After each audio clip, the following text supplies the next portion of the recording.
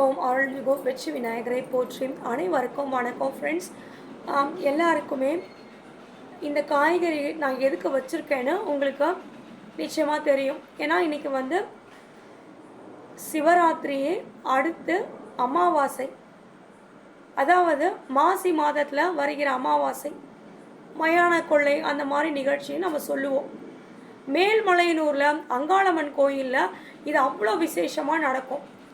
So எல்லா அங்காளம்மன் கோயில்களிலும் எல்லா ஊர்கள்லையுமே இந்த மாதிரி மயான கொள்ளை நிகழ்ச்சி, காயெல்லாம் சூற விடுறது, இது எல்லாமே நடந்துட்டு வந்துட்டுருக்கு. இன்றைக்கி நம்மளும் நம்ம யூடியூப் சேனலில் நம்ம சப்ஸ்கிரைபர்ஸு எல்லாருக்காகவும்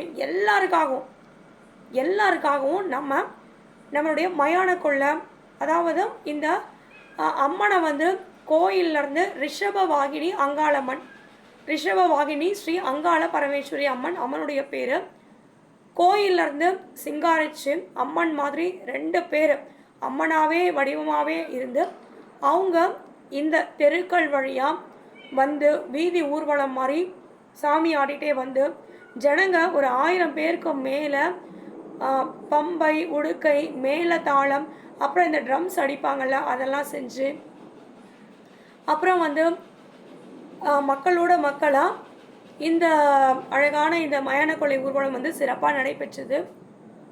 இந்த நிகழ்ச்சியோட கடைசியில் வந்து அம்மன் வந்து சாமி ஆடிட்டே வந்து அந்த காய்கறிகள்லாம் களைச்சி விடுறது, தூக்கி போடுவாங்க.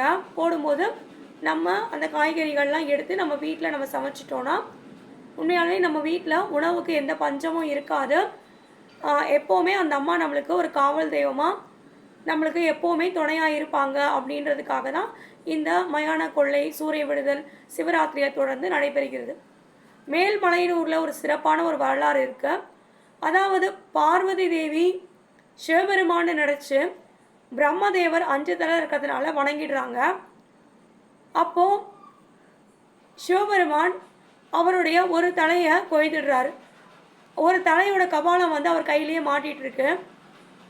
அப்போது சரஸ்வதி தேவி என்ன பண்ணுறாங்க, பிரம்மதேவருடைய தலையை சிவபெருமான் கொய்துட்டனால சரஸ்வதி அம்மா பார்வதி தேவிக்கு ஒரு சாபம் கொடுக்குறாங்க, நீ மண் உலகத்தில் நீ புத்தாதான் இருப்ப அப்படின்னு.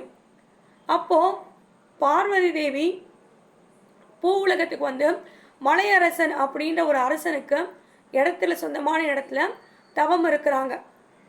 அப்போ அரசன் தவம் இருக்கிற அந்த புற்றை அழிக்க வராரு. ஆனால் அவரால் முடியல. அப்போ நினைக்கிறாங்க, நிச்சயமாக இது சக்தி தேவி தான், ஆதிபரா சக்தி தான் அங்காள பரமேஸ்வரியாக உருவெடுத்து புற்று வடிவில் இங்கே குடிக்கொண்டிருக்கிறாங்கன்னு நம்புறாரு.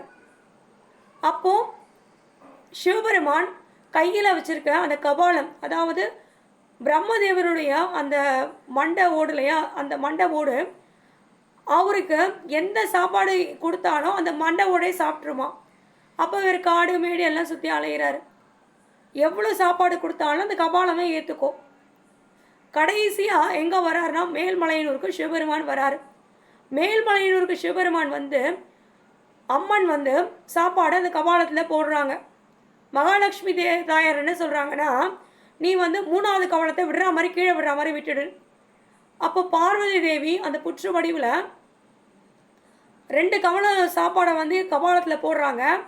3வது கவலை எடுக்கும்போது தவற விடுற மாதிரி கீழே தவற விடுறாங்க.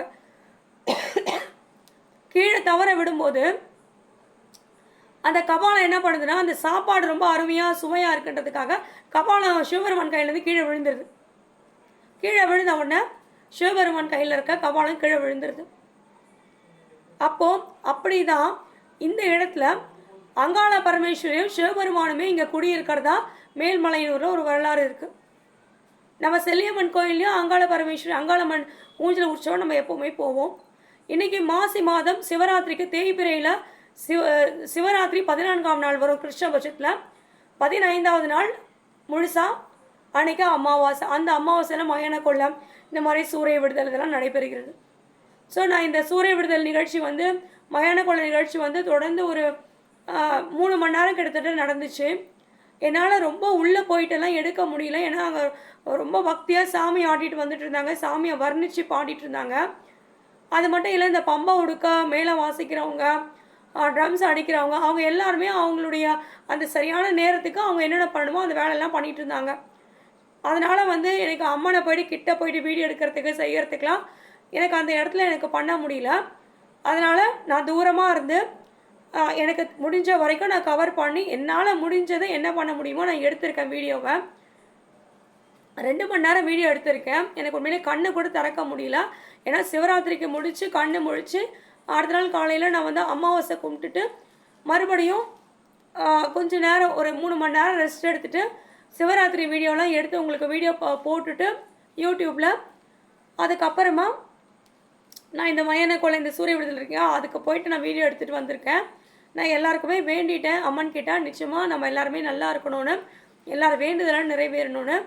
என்னால் முடிஞ்ச வரைக்கும் நான் எடுத்துருக்கிறேன். நிச்சயமாக நீங்களும் பாருங்கள். இந்த வீடியோ நீங்கள் பார்த்தீங்கன்னா உங்களுடைய மனசு நினைப்பு இது எல்லாமே நீங்கள் கோயிலுக்கு வந்து இந்த நிகழ்ச்சியில் நீங்கள் கலந்துட்டு நீங்கள் சந்தோஷமாக வீடு திரும்பி இப்போ நீங்கள் நிம்மதியாக இருக்க மாதிரி உங்களுக்கு தோணும்.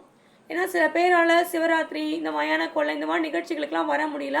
காரணம் என்னென்னா ஒரு வேலைக்கு போகிறவங்க, குடும்பத்தில் இருக்கிறவங்க, வெளியில் வந்து இந்த மாதிரி நிகழ்ச்சிகளுக்கெலாம் போக முடியாதவங்க உண்மையாலுமே அவங்கெல்லாம் பயன் அடையணும், அவங்க வீட்டில் இருந்தாலும் பரவாயில்ல அவங்க பார்க்கணுன்றதுக்காக தான் இந்த மாதிரி வீடியோ எடுத்து நான் உங்களுக்கு போஸ்ட் பண்ணிகிட்ருக்கிறேன். உண்மையாலுமே இந்த காய்கறிகள் வந்து நீங்களும் பாருங்கள்.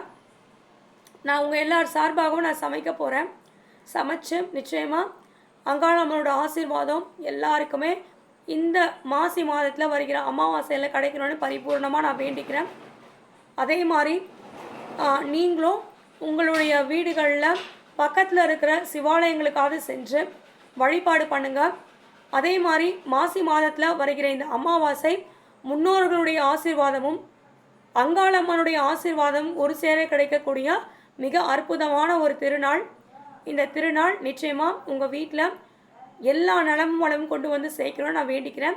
ஸோ நம்ம வீடியோஸில் எனக்கு எடிட் பண்ண நேரம் இல்லை, ஏன்னா நிறைய இருக்குது, எடிட் பண்ணுறதுக்கு என்னால் முடியல.